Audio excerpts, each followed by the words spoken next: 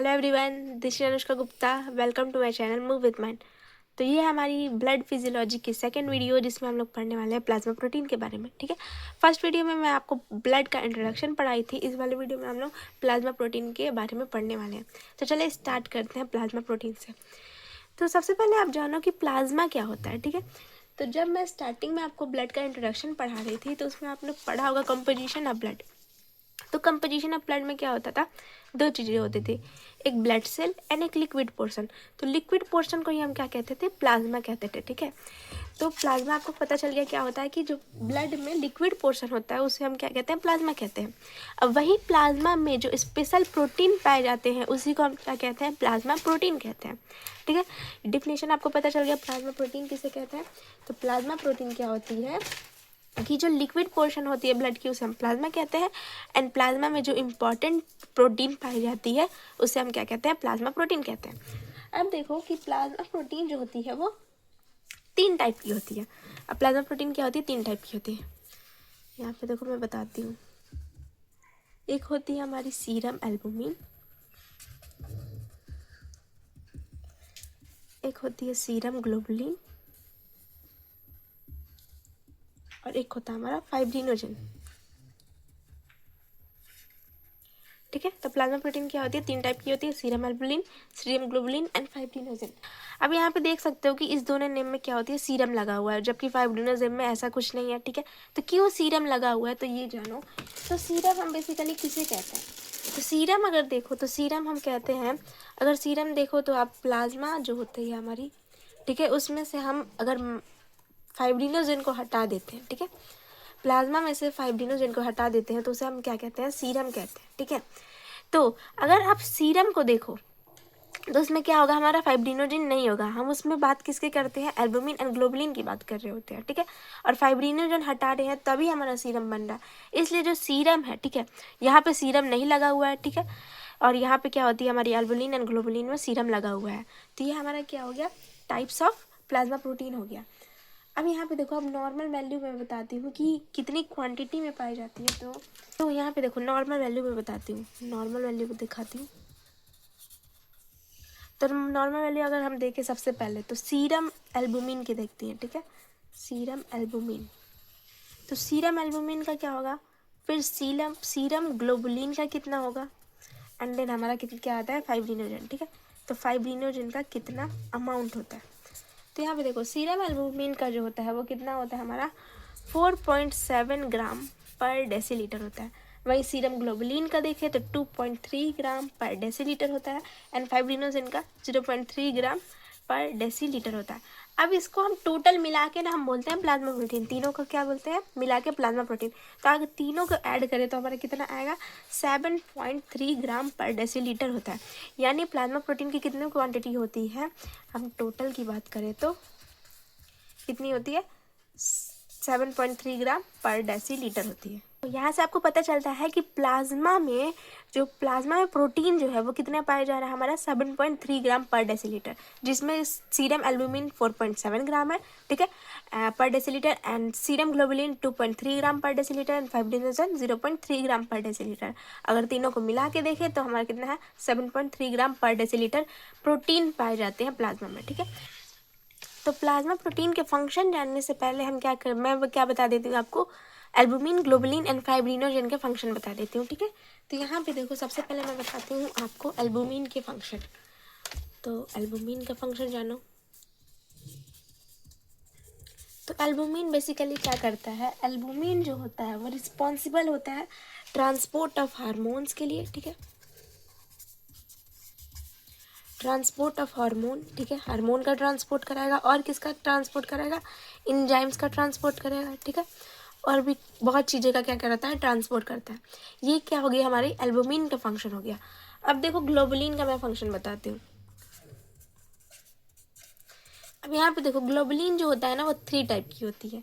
ठीक है, तो ग्लोबुलिन का क्या होती है, 3 पार्ट होता है। एक अल्फा ग्लोबुलिन होता है, ठीक है, अल्फा ग्लोबुलिन, एक होती है बीटा ग्लोबुलिन, एंड एक होता है गामा ग्लोबुलिन। ठीक है, तो अल्फा ग्लोबुलिन का क्या फंक्शन होता है, बीटा ग्लोबुलिन का क्या फंक्शन होता है, गामा ग्लोबुलिन का क्या फंक्शन होता है, ये मैं बताती हूँ। ठीक है, तो अल्फा ग्लोबुलिन जो होता है ना, सबसे पहले मैं अल्फा ग्लोबुलिन बताती हूँ। तो अल्फा ग्लोबुलिन जो होता है, फर्स्ट पॉइंट मैं बताती हूँ कि ये तो एक लीवर में बनता है, फॉर्म्ड इन लीवर, ठीक है। अब यहाँ पे देखो, इसके बाद मैं बताऊँ तो ये किसके लिए रिस्पॉन्सिबल है। जैसे हमारा एल्बुमिन है, ठीक है, ये क्या करा रहा है, ट्रांसपोर्ट करा रहा है हार्मोन एंड एंजाइम्स का। सिमिलरली जो गामा ग्लोबुलिन है, ये भी क्या कराएगा, ट्रांसपोर्ट कराएगा। किसका, हार्मोन्स का ट्रांसपोर्ट कराएगा एंड हमारी एंजाइम्स के ट्रांसपोर्ट में हेल्प करता है। कौन, गामा ग्लोबुलिन। और फिर क्या करता है, ये जो हमारी मेटल्स होती है बॉडी में, ठीक है, मेटल्स को भी ट्रांसपोर्ट कराने में हेल्प करता है। मेटल्स में क्या आएंगे, मेटल्स में जैसे कॉपर हो गया, ठीक है, सोडियम हो गया, इसमें भी ट्रांसपोर्टेशन में हेल्प करता है। कौन, गामा ग्लोबुलिन। तो मैं आपको ये बाद में रिवाइज भी कराऊंगी, सबसे पहले आप सबका देख लो, ठीक है। तो बीटा ग्लोबुलिन क्या कराता है, तो बीटा ग्लोबुलिन का हम देखें तो बीटा ग्लोबुलिन जो होती है ना वो भी क्या होती है, गामा ग्लोबुलिन जो हमारी अल्फा ग्लोबुलिन है, ठीक है, सिमिलरली वैसा फंक्शन होता है। यानी जो अल्फा करा रहा है ग्लोबुलिन, वही बीटा ग्लोबुलिन का फंक्शन होता है। यानी क्या करा रहा है हमारा, सेम एज अल्फा ग्लोबुलिन, ठीक है। अल्फा ग्लोबुलिन जो कराएगा वही हमारा बीटा ग्लोबुलिन कराएगा। अब हम देखते हैं गामा ग्लोबुलिन क्या कराता है। तो गामा ग्लोबुलिन जो होता है वो एंटीबॉडी की तरह एक्ट करता है, ठीक है, एक्ट एज एंटीबॉडी।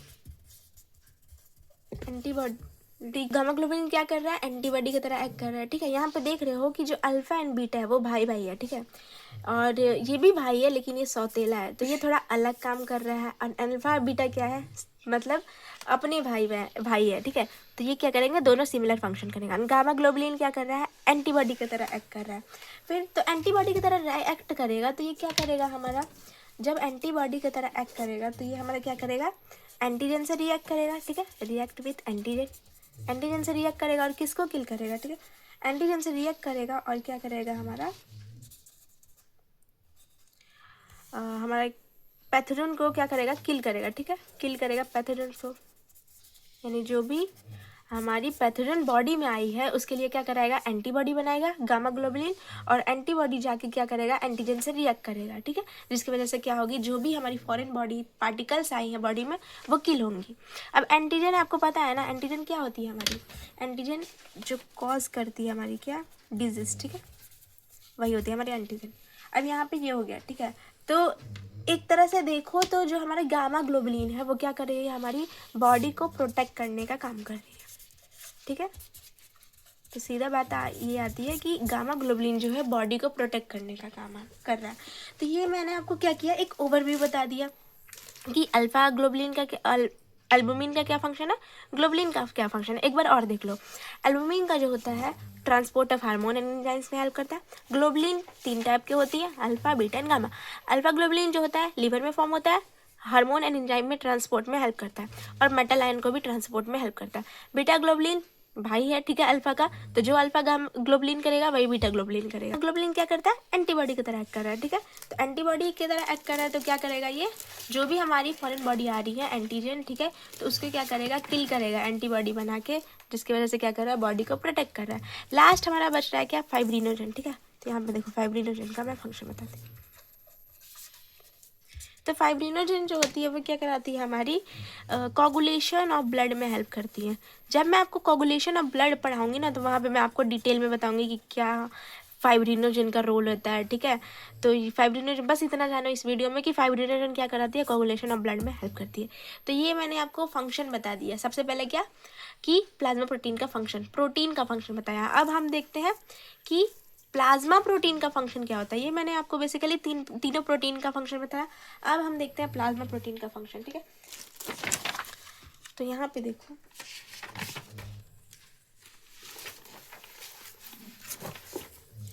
तो सबसे पहले मैं आपको बता देती हूँ क्या क्या फंक्शन होता है, उसको फिर हम लोग डिटेल में पढ़ेंगे। तो यहाँ पे देखो, मैं सबसे पहले आपको बताती हूँ फर्स्ट फंक्शन क्या होता है। तो सबसे पहले क्या करता है, रोल इन हमारा कोगुलेशन में हेल्प करता है। यहाँ पे देखो, रोल इन कोगुलेशन, ठीक है।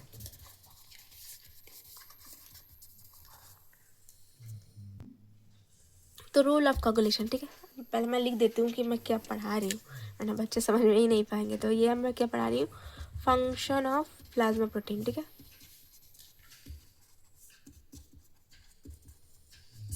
ये हो गया। तो सबसे पहले हमारा क्या फंक्शन आता है, role in coagulation.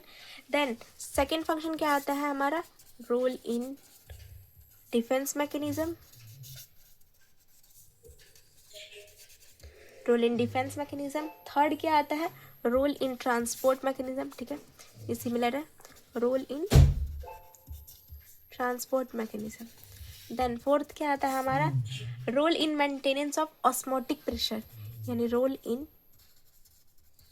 Maintenance of osmotic pressure, ठीक है। आता है हमारा role in regulation of acid base balance, ठीक है, acid base balance. Then sixth हमारा आता है role in viscosity of blood, viscosity of blood.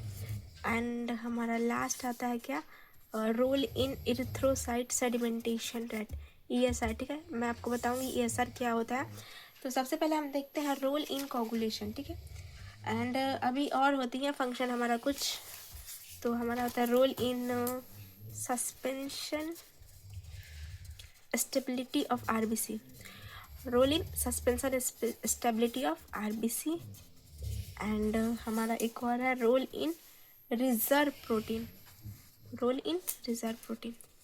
तो ये हमारी क्या हो गई, फंक्शन ऑफ प्लाज्मा प्रोटीन। अब हम इसको डिटेल में देखते हैं क्या। तो सबसे पहले हमारा आता है रोल इन कोगुलेशन। तो सबसे पहले देखो कि मैंने बताया था प्लाज्मा प्रोटीन में, यहाँ पे देखो इस वाले पेज में, इस वाले पेज में आप देख सकते हो कि यहाँ मैंने कहाँ बताया था कि कोगुलेशन ऑफ ब्लड में कौन सा प्रोटीन हेल्प करता है। तो यहाँ पे देखो फाइब्रिनोजेन, मैंने आपको पढ़ाया था कि फाइब्रिनोजेन क्या करता है, कोगुलेशन ऑफ ब्लड में हेल्प करता है। तो रोल इन कोगुलेशन में कौन हेल्प करेगा, हमारा फाइब्रिनोजेन होता है, वही हमारा क्या करता है, कोगुलेशन में हेल्प कराता है, ठीक है। अब यहाँ पे देखो रोल इन डिफेंस मैकेनिज्म लिखा होगा। तो डिफेंस मैकेनिज्म में कौन सा हमारा प्रोटीन हेल्प करता है, तो फिर यहाँ पे देखो आप, तो ग्लोबुलिन हेल्प करता है। तो ग्लोबुलिन का भी कौन सा टाइप, गामा ग्लोबुलिन, जो कि एंटीबॉडी की तरह हेल्प करता था, एक्ट करता था, ठीक है, और एंटीजन के साथ रिएक्ट करके क्या करता था, पैथोजन को किल करता था। तो जो हमारा डिफेंस मैकेनिज्म में है तो कौन हेल्प करेगा, गामा ग्लोबुलिन जो प्रोटीन है, ठीक है, उसमें हेल्प करेगा। किसमें हेल्प करेगा, हमारा एंटीबॉडी बनाएगा, जो कि एंटीबॉडी बनाएगा, जो कि किससे फाइट करेगा, हमारा एंटीजन से फाइट करेगा। एंटीजन से फाइट करके क्या करेगा, हमारे पैथोजन को किल कर देगा, ठीक है। तो ये हमारी क्या हो गई, रोल इन डिफेंस मैकेनिज्म। अब यहाँ पे देखो रोल इन ट्रांसपोर्ट मैकेनिज्म। तो ट्रांसपोर्ट मैकेनिज्म में कौन कौन हेल्प कर रहा था, यहाँ पे देखो। तो सबसे पहले बताया था कि जो एल्बुमिन है, ठीक है, वही क्या करा रहा था हमारा ट्रांसपोर्ट ऑफ हार्मोन्स, ठीक है, एंजाइम ETC। एंड जो हमारा gamma globulin and beta globulin है, वो भी क्या कर रहे थे, ट्रांसपोर्ट में हेल्प कर रहे थे, transport of hormone and enzymes. तो रोल इन ट्रांसपोर्ट मैकेनिज्म में कौन कौन हेल्प करेंगे, हमारी एल्बुमिन, ठीक है। एल्बुमिन क्या कराएगा, ट्रांसपोर्ट कराएगा, किसका ट्रांसपोर्ट कराएगा, हार्मोन्स, एंजाइम्स, ठीक है, ETC। एंड हमारी क्या हो गई, alpha globulin and beta globulin, ये किसके ट्रांसपोर्ट कराएगा, ये भी हमारे हार्मोन्स, एंजाइम, जो मेटल्स है हमारे बॉडी में, उसको ट्रांसपोर्ट कराने में हेल्प करता है, ठीक है। तो अब देखते हैं मेंटेनेंस ऑफ ऑस्मोटिक प्रेशर। तो सबसे पहले आपको मैं ये बताऊं कि तो जो हमारी प्लाज्मा प्रोटीन होती है, ठीक है, वो क्या होती है कि जो कैपिलरी मेम्ब्रेन होती है हमारी, उससे पास नहीं कर पाती है। बाकी जितने भी हमारे ब्लड में कंपोजिशन होती है, ठीक है, वो सब पास कर सकती हैं, लेकिन जो हमारी प्लाज्मा प्रोटीन होती है ना, वही क्या होती है, कैपिलरी मेम्ब्रेन को पास नहीं कर पाती है, जिसके वजह से क्या होती है कि जो सब्सटेंसेस है, ठीक है, ब्लड एंड टिश्यू के बीच में, वो एक्सचेंज नहीं हो पाती है। सपोज मैं आपको बताती हूँ, ठीक है।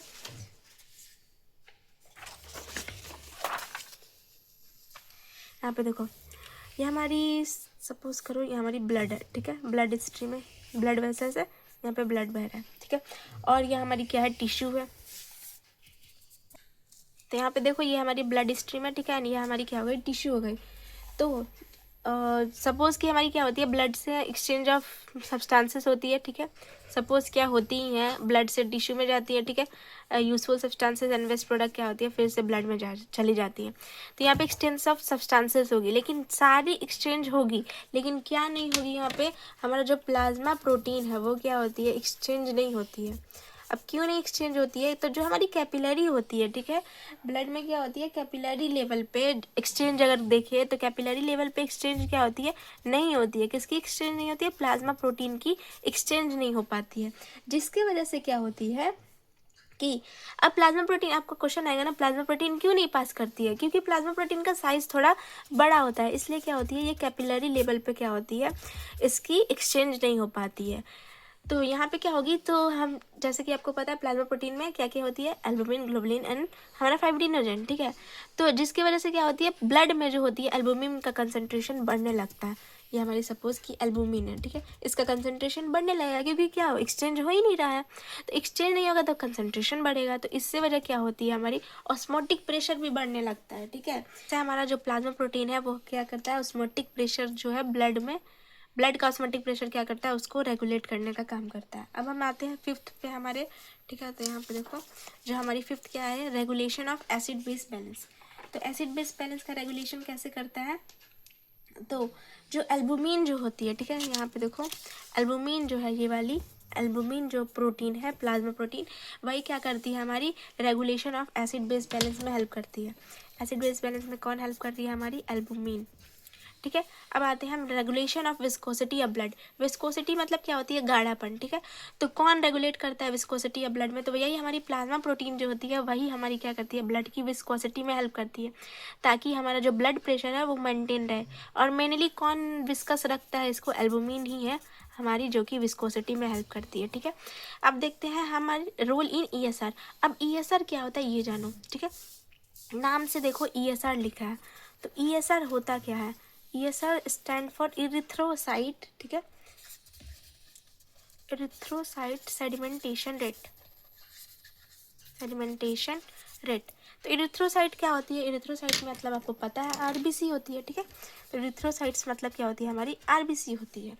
तो यहाँ में हम क्या देखते हैं कि जो आरबीसी है वो कितनी जल्दी जो होती है वो सेटल डाउन हो जाती है बॉटम ऑफ टेस्ट ट्यूब में, ठीक है। अगर हम टेस्ट ट्यूब ले, ठीक है, उसमें अगर हम ब्लड लेते हैं तो और उसको क्या बोलते हैं,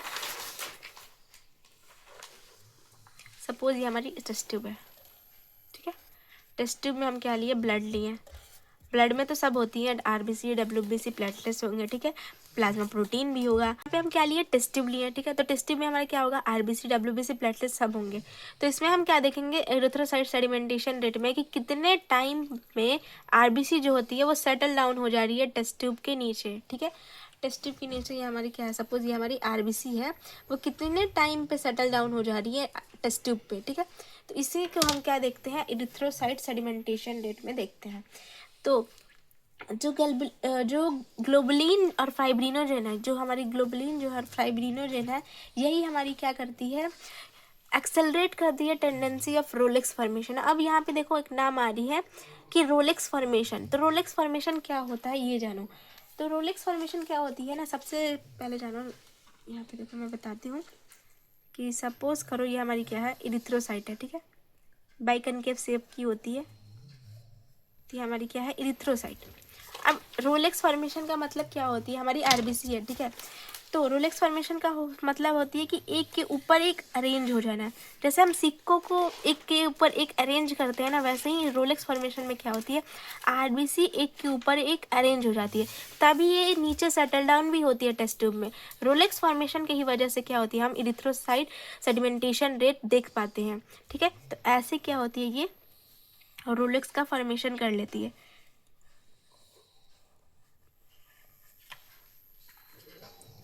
इसे हम क्या कहते हैं, रोलेक्स कहते हैं, ठीक है। ये हमारी क्या है, आरबीसी है। तो आरबीसी क्या है, करती है रोलेक्स फॉर्मेशन, रोलेक्स का फॉर्मेशन करती है। रोलेक्स फॉर्मेशन में कौन हेल्प करता है, रोलेक्स फॉर्मेशन में हमारी जो मेनली जो होती है, रोलेक्स फॉर्मेशन जो हमारी ग्लोबुलिन हो गई एंड हमारी फाइब्रिनोजेन हो गई, ठीक है। इसमें ये दोनों प्रोटीन जो होती है हेल्प करती है, यानी एक्सेलरेट करवाती है कि जल्दी जल्दी रोलेक्स का फॉर्मेशन हो, जिसकी वजह से इरिथ्रोसाइट सेडिमेंटेशन रेट जो होती है वो बढ़ जाती है, और हमारे टेस्ट ट्यूब में जो क्या बोलते हैं आरबीसी होती है वो सेटल डाउन हो जाती है। यही हम रेट कितने टाइम में आरबीसी हमारा सेटल डाउन हो जा रहा है टेस्ट ट्यूब में, इसी को हम देखते हैं, किसमें, ईएसआर में देखते हैं, ठीक है। तो इसी में हेल्प करता है कौन, हमारा प्लाज्मा प्रोटीन हेल्प करता है सेडिमेंटेशन, इरिथ्रोसाइट सेडिमेंटेशन रेट में। ये हमारी हो गई। अब हम देखते हैं role in suspension stability of RBC, 8 वाला देखते हैं, ठीक है। तो